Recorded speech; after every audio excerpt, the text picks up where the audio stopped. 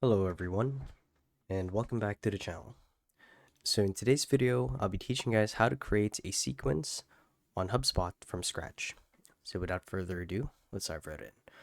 So to actually do this is quite simple, and the first thing that you guys need to do is you want to make sure that you're logged into your HubSpot account as an administrator.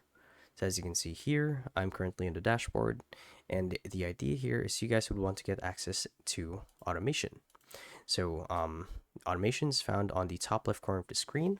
So it's this tab right here next to services or service and reporting. And once you're logged in, you just want to click on automation. And from the drop down, select sequences. And I should say that this feature is only accessible on the paid plan for HubSpot, as you can see here.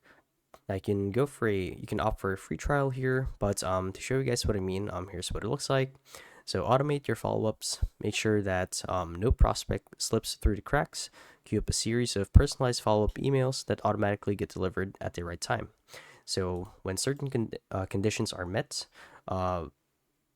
HubSpot will actually have an automated action to do like a follow-up newsletter or email to your subscribers or registered users on your CRM. So that's the whole purpose of this. And to show you guys what I mean, here's what the interface would look like normally.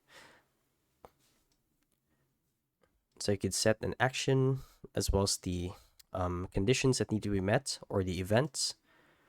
And here's a sequence for it.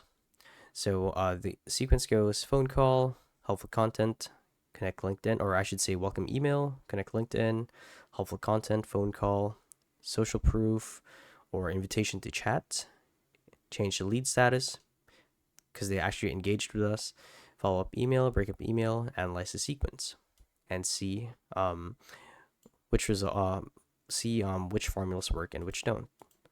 Here's another one. So yeah, that's how you guys do it.